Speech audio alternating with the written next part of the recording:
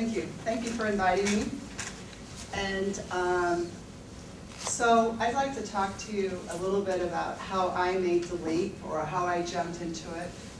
And originally I'm from the Netherlands, but I was raised in Japan, and then I studied economics in the US, and I always wanted to work in the financial services industry.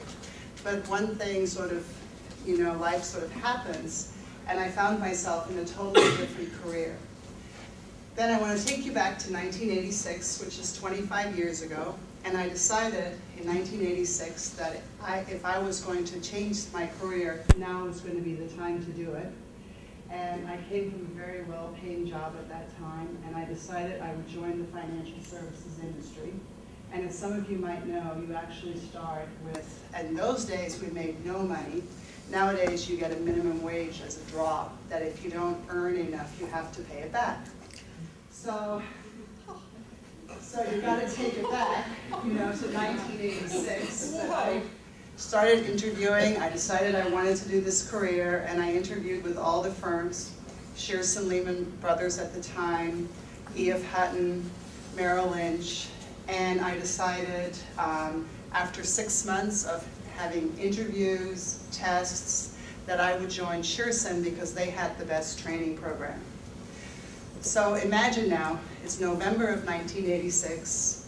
They fly you to New York, because I was hired here in San Jose, for a 2-day orientation. And I'm sitting in this very imposing room, the American Express headquarters, and it's all very Wall Street-like, especially in 1986.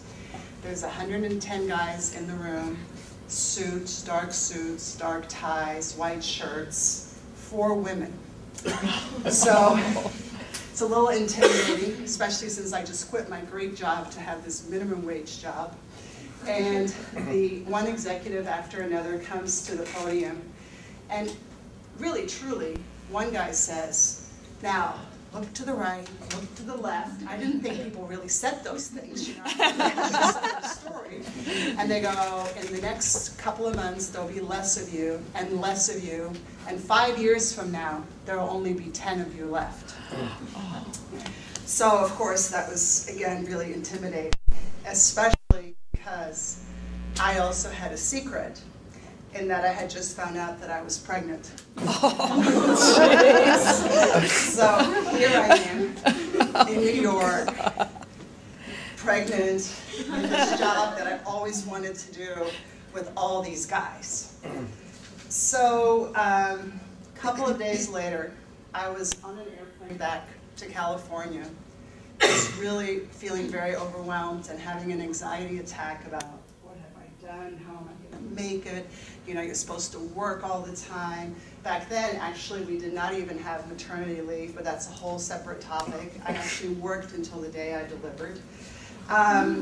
And I was just really overwhelmed. So I decided to do what I always do, and I took out a piece of paper and I wrote down 25 reasons. See, I'm even emotional today because it's so scary. I wrote down 25 reasons why I was going to make it. And I still have that list today. These are the reasons why I'm going to make it. So, now before we continue, let me just tell you a little bit about what does a financial advisor do. So I'm sure that many of you have ideas about what we do, and of course we help our clients invest their money. But we also help them set goals. I deal a lot with women in transition. I really like women clients. So women that start their businesses, or women that are getting divorced, or they're getting starting a new career, or they just got an inheritance. And I try to help them visualize, not just to maximize the money, but also what can this money do for you. I kind of have a saying, and that is, I want to have all my clients catch a vision of what money can do for them. Because after all, money is a tool. It can help you make your dreams come true. And so how did I actually get interested in this career or in the financial markets? When I was a young girl, I actually was brought up by a single mom, but she was very successful. She was an attorney and she was very determined. But from one day to the next, all of a sudden in 1968, she said, "We don't have any money." go, what do you mean we don't have any money? She says, well, we have some money, but we don't really have very much money. And when I asked why that was, I discovered that it was because her dividends were cut and she was getting dividend income to supplement her salary. And so I said to her, I said, why are your dividends cut? Well, I don't know. And I'm like, well, why don't you know? You know, this to me seems so important. And then the next thing that happened is I would ask people, because if you open up the, the paper, you would see columns and columns of stock quotes, and I would ask people, well, what is this? What does this mean? Well, nobody knew. Especially back then, people really didn't know very much about the stock market. And I thought that was odd. I was saying, there's all these pages where they talk about stock quotes, and nobody knows what this means. And then, of course, I lived in Japan, and I was really interested in currencies. And so I just basically started my lifelong love for this business. And so what was important about that list, the 25 words that I wrote down about why I was going to make it?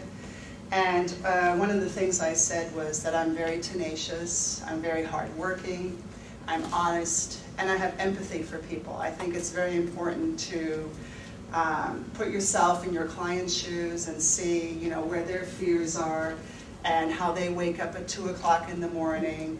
And you'd be amazed. I have clients who are extremely wealthy, who, I have a surgeon as an example. He'll call me at 11 o'clock at night to ask me, I'm not going to lose all my money, am I? And I'm like, wow, what if I called you at 11 o'clock at night? But, that's kind of, what we do. So, what are, so the three things that I really believe in is integrity, honesty, and hard work. And so those are some of the guiding principles that have helped me, define success, because I think this is also about successful entrepreneurship for this particular conference. And it's success for my clients, it's success for my team, and it's also success for myself. I like the fact of feeling competent, having studied, understanding the financial markets, but feeling that I can make a difference to people's lives. So, going back 25 years, those words, I don't think they're just important to me. I think they're important to every career.